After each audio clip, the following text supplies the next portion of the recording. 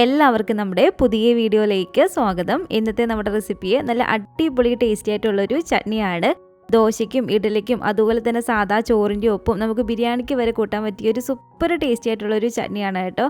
അതുപോലെ തന്നെ നമ്മുടെ അടുക്കളയിലുള്ള സാധാ ചേരുവകൾ മാത്രം മതി ഇട്ടത് തയ്യാറാക്കാനായിട്ട്. അപ്പം നല്ല സൂപ്പർ ടേസ്റ്റി ആയിട്ടുള്ള ഈ ഒരു ചട്നി എങ്ങനെയാണ് തയ്യാറാക്കുന്നതെന്ന് നമുക്കൊന്ന് കണ്ടു നോക്കാം. ഈ ഒരു വീഡിയോ കണ്ടുകൊണ്ടിരിക്കുന്ന സമയത്ത് നിങ്ങൾക്ക് ഇഷ്ടപ്പെടുവാണെങ്കിൽ മറക്കാതെ തന്നെ ഒരു ലൈക്ക് ബട്ടണും കൂടെ ഒന്ന് ക്ലിക്ക് ചെയ്യണേ. ചാനൽ ഒന്ന് സബ്സ്ക്രൈബ് ചെയ്ത് സപ്പോർട്ടും കൂടി ചെയ്യുക. അപ്പോൾ ആദ്യം തന്നെ ഈ ഒരു പാനിലേക്ക് നമുക്ക് ഒരു 2 ടേബിൾ സ്പൂൺ അളവിൽ ഓയിൽ ചേർത്ത് കൊടുക്കാം. ഓയിൽ ചേർത്ത് കൊടുക്കുമ്പോൾ വെളിച്ചെണ്ണ തന്നെ വേണം കേട്ടോ ചേർത്ത് കൊടുക്കാൻ വേണ്ടിയിട്ട്. ഈ ഒരു ചട്നിയൊക്കെ നമ്മൾ വെളിച്ചെണ്ണയിൽ തന്നെ ചെയ്യുമ്പോഴാണ് കേട്ടോ അതിൻ്റെ ഒരു കറക്റ്റ് നല്ലൊരു ടേസ്റ്റ് കിട്ടുന്നത്. അപ്പോൾ ഈ ഓയിലൊന്ന് ചൂടായിട്ട് വരുമ്പോഴത്തേക്കും ഇനി നമുക്കിതിലേക്ക് വേണ്ടത് ഇതൊരു 8ഓളം വറ്റൽമുളകാണ്. നമ്മുടെ എരിവിന് ആവശ്യമായിട്ടുള്ള വറ്റൽമുളക് ചേർത്ത് കൊടുക്കാം. നിങ്ങൾക്ക് ചട്നിക്ക് നല്ലൊരു എരിവ് വേണമെന്നുണ്ടെങ്കിൽ ഒരു 10-12 വരെയൊക്കെ നമുക്ക് സാധാ വറ്റൽമുളക് ചേർത്ത് കൊടുക്കാം. പിന്നെ ഞാനിതിലേക്ക് ഒരു 5ഓളം കാശ്മീരി മുളകാണ് കേട്ടോ എടുത്തിരിക്കുന്നത്.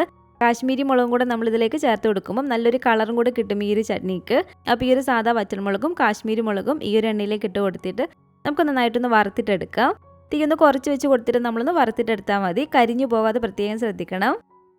അപ്പോൾ ഇത് കണ്ടില്ല, ഈ ഒരു മുളക് ഇവിടെ ഞാനൊന്ന് വറുത്തെടുത്തിട്ടുണ്ട്. ഇത് നമുക്ക് എണ്ണയ്ക്കകത്ത് നമുക്ക് കോരി മാറ്റിയേക്കാം ഇതുപോലെ.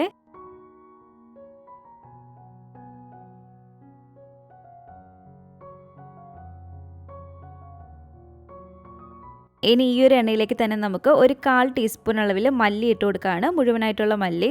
അതുപോലെ തന്നെ ഒരു 1/4 ടീസ്പൂൺ അളവിൽ ഉലുവ ഇട്ട് കൊടുക്കുകയാണ്. ഉലുവയൊന്നും കൂടിപ്പോകരുത് കേട്ടോ, കൂടിപ്പോയിട്ടുണ്ടെങ്കിൽ ഒരു കയ്പുണ്ടാവും. പിന്നെ ഇതിലേക്ക് ഒരു 1/2 ടീസ്പൂൺ അളവിൽ പരിപ്പും കൂടി ചേർത്ത് കൊടുത്തിട്ട് നന്നായിട്ട് നമുക്കിതൊന്ന് ഇളക്കി കൊടുക്കാം.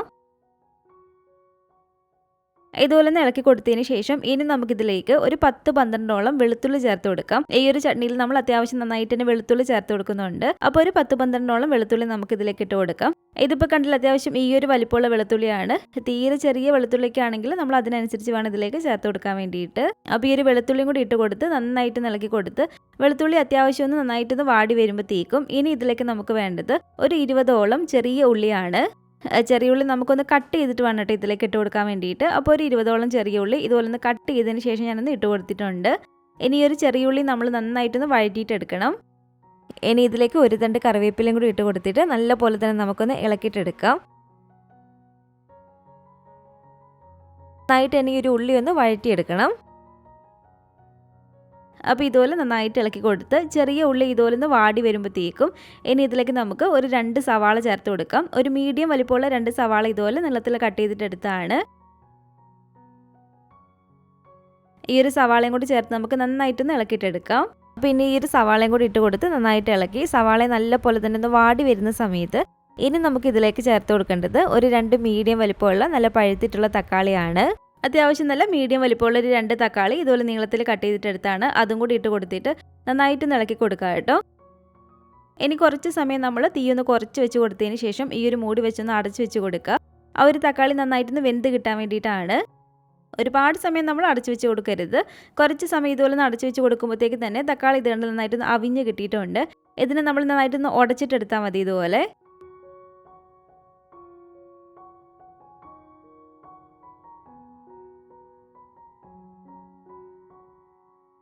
അപ്പോൾ തക്കാളി നന്നായിട്ട് ഞാൻ ഇതുപോലെ ഒന്ന് ഉടച്ചെടുത്തിട്ടുണ്ട്. ഇനി നമുക്കിതിലേക്ക് ചേർത്ത് കൊടുക്കേണ്ടത് ഇതുപോലെ ചെറിയൊരു കഷ്ണം ശർക്കരയാണ്. ശർക്കരയ്ക്ക് പകരം നിങ്ങൾക്ക് പഞ്ചസാര വേണമെങ്കിൽ ചേർത്ത് കൊടുക്കാം.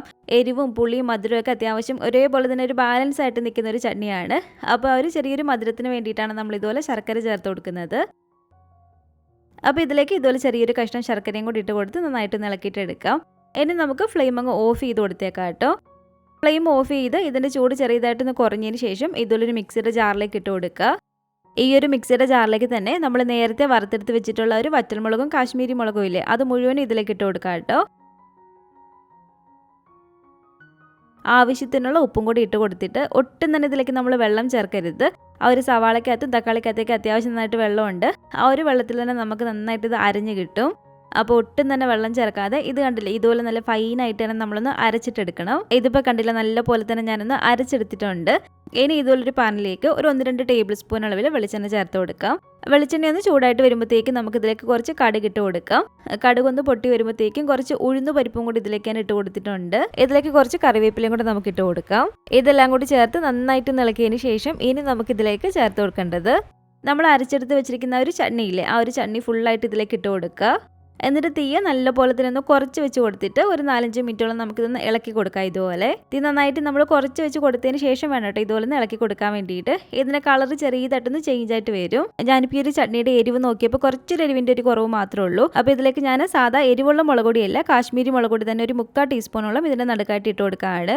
എന്നിട്ട് കുറച്ച് ഓയിലും കൂടെ ഒഴിച്ച് കൊടുത്തിട്ട് ആ ഒരു പൊടിയുടെ പച്ചച്ചെവിയൊന്ന് മാറ്റിയിട്ട് ഇതുപോലെ നന്നായിട്ട് മിക്സ് ചെയ്ത് ഇളക്കിയിട്ട് എടുത്താൽ മതി. അപ്പോൾ നിങ്ങൾ ആദ്യമേ തന്നെ എരിവ് നോക്കിയിട്ട് എരിവ് കുറവായിട്ടുണ്ടെങ്കിൽ നമ്മളൊരു ചട്നി ഇട്ട് കൊടുക്കുന്നതിന് മുമ്പ് തന്നെ ആ ഒരു ഓയിലിട്ട് നന്നായിട്ടൊന്ന് മുളക് പൊടി ചൂടാക്കിയിട്ട് എടുത്താൽ മതി. ഇതുപോലെ നമ്മൾ കുറച്ച് സമയം ഇളക്കി കൊടുക്കുമ്പോഴത്തേക്കും തന്നെ ഇത് കണ്ടില്ല, ഇതിൻ്റെ കളർ ചെറിയതായിട്ടൊന്ന് ചേഞ്ച് ആയിട്ട് വരുന്നുണ്ട്. ഈ ഒരു സമയത്ത് നമുക്കിതിലേക്ക് വളരെ കുറച്ച് മാത്രം ഒരു 2 നുള്ളു കായത്തിൻ്റെ പൊടി ഇട്ട് കൊടുക്കാം. അതുപോലെ തന്നെ ഈ ഒരു സമയത്ത് ഇതിൻ്റെ ഉപ്പും കൂടി നോക്കിയിട്ട് ആവശ്യമുണ്ടെങ്കിൽ ഇതുപോലെ നമുക്ക് ചേർത്ത് കൊടുക്കാവുന്നതാണ്. അപ്പോൾ ആവശ്യത്തിനുള്ള ഉപ്പും കൂടി ഇട്ട് കൊടുത്ത് നന്നായിട്ട് തന്നെ ഞാനിതൊന്ന് ഇളക്കി എടുത്തിട്ടുണ്ട്. അപ്പോൾ നല്ല പോലെ തന്നെ ഇളക്കിയെടുത്ത് ഇത് കണ്ടില്ല, ഈ ഒരു കളറായിട്ട് നമുക്ക് ഈ ഒരു ചട്നി കിട്ടണം. ഇതാണ് കേട്ടോ ഈ ഒരു ചട്നിയുടെ ഒരു കറക്റ്റ് പാകം. നമ്മളിതിലേക്ക് പുളിക്ക് വേണ്ടിയിട്ട് തക്കാളിയാണ് ചേർത്ത് കൊടുത്തത്. ഇനി നിങ്ങൾക്ക് കുറച്ചും കൂടി പുളി വേണമെന്നുണ്ടെങ്കിൽ നോക്കിയിട്ട് ഇതിലേക്ക് നമുക്ക് കുറച്ച് വാളൻപുളി വേണമെങ്കിൽ പിഴിഞ്ഞൊഴിച്ച് കൊടുക്കാവുന്നതാണ്. അതൊക്കെ നമ്മുടെ ഒരു ടേസ്റ്റിനനുസരിച്ച് ചേർത്ത് കൊടുക്കാവുന്നതാണ് കേട്ടോ. ഇതിപ്പോൾ എനിക്കിവിടെ ഒരു എരിവും ചെറിയൊരു പുളിയും ചെറിയൊരു മധുരവും കറക്റ്റ് പക്ക അളവ് തന്നെയാണ്. അപ്പോൾ നിങ്ങൾക്ക് എന്തെങ്കിലും വേണമെന്നുണ്ടെങ്കിൽ വീണ്ടും ഇതിലേക്ക് ചേർത്ത് കൊടുക്കാവുന്നതാണ്. അപ്പോൾ ഇത് കണ്ടില്ല, ഇത്രയേ ഉള്ളൂ. നല്ല കിട്ടിയിലും ടേസ്റ്റി ആയിട്ടുള്ള നമ്മുടെ ഈ ഒരു ചട്നി ഇവിടെ റെഡി ആയിട്ടുണ്ട്. നല്ല സോഫ്റ്റ് ദോശയുടെ കൂടെയും അതുപോലെ തന്നെ നല്ല പൂ പോലെയുള്ള ഇഡലിയുടെ കൂടെയൊക്കെ കഴിക്കാൻ നല്ല സൂപ്പർ ടേസ്റ്റി ആയിട്ടുള്ള ഒരു ചട്നി തന്നെയാണ്. നല്ല പഞ്ഞി പോലെയുള്ള ഇഡലിയുടെയൊക്കെ റെസിപ്പി നമ്മൾ ഒരുപാട് മുന്നേ തന്നെ ചെയ്തിട്ടുണ്ട്. അപ്പോൾ അതിൻ്റെയൊക്കെ ലിങ്ക് വേണമെങ്കിൽ ഞാൻ ഡിസ്ക്രിപ്ഷൻ ബോക്സിൽ കൊടുക്കാം കേട്ടോ. അപ്പോൾ ഇതുപോലെ നിങ്ങളൊരു ചട്നി ഉണ്ടാക്കി നോക്കിയിട്ടില്ലെങ്കിൽ ഒരിക്കലെങ്കിലും ഒന്ന് ഉണ്ടാക്കി നോക്കണേ. പിന്നെ ഇത് നിങ്ങൾ ഇടയ്ക്കിടയ്ക്ക് ഉണ്ടാക്കുന്നുള്ള കാര്യം ഉറപ്പാണ്. നല്ല സൂപ്പർ ടേസ്റ്റാണ് ഇത് കഴിക്കാൻ വേണ്ടിയിട്ട്. അപ്പോൾ ഈ ഒരു ചട്നി ഉണ്ടാക്കിയിട്ട് നിങ്ങളുടെ അഭിപ്രായങ്ങളൊക്കെ മറക്കാതെ തന്നെ നമ്മുടെ കമൻറ്റ് ബോക്സിൽ വന്നറിയിക്കുക. അതുപോലെ തന്നെ ഈ ഒരു വീഡിയോ ഇഷ്ടപ്പെട്ടെങ്കിൽ മറക്കാതെ തന്നെ ഒരു ലൈക്ക് ബട്ടണും കൂടെ ഒന്ന് ക്ലിക്ക് ചെയ്യണേ. നിങ്ങളുടെ ഫാമിലിയും ഫ്രണ്ട്സും ഒക്കെ ആയിട്ട് നമ്മുടെ ഒരു വീഡിയോ ഒന്ന് ഷെയർ ചെയ്ത് കൊടുക്കുക. പുതിയതായിട്ട് ഈ ഒരു ചാനൽ ആരെങ്കിലും കാണുന്നുണ്ടെങ്കിലും ഇതുവരെയായിട്ടും ഈ ഒരു ചാനൽ സബ്സ്ക്രൈബ് ചെയ്തിട്ടില്ലെങ്കിലും താഴെ കാണുന്ന റെഡ് സബ്സ്ക്രൈബ് ബട്ടണും കൂടെ ഒന്ന് പ്രസ് ചെയ്ത് സപ്പോർട്ട് ചെയ്യണേ. കൂട്ടത്തിൽ ആ കാണുന്ന ബെൽ ഐക്കണും കൂടെ ഒന്ന് ക്ലിക്ക് ചെയ്ത് അതിൽ ഓൾ എന്ന ഒരു ഓപ്ഷൻ തന്നെ കൊടുക്കുകയാണെങ്കിൽ ഞാൻ പുതിയ റെസിപ്പികളൊക്കെ ഇടുന്ന സമയത്ത് നിങ്ങൾക്ക് അതിൻ്റെ നോട്ടിഫിക്കേഷൻ കിട്ടുന്നതായിരിക്കും. ഇൻഷാ അല്ലാഹ് വീണ്ടും നമുക്കിതുപോലെ നല്ലൊരു റെസിപ്പിയായിട്ട് കാണാം.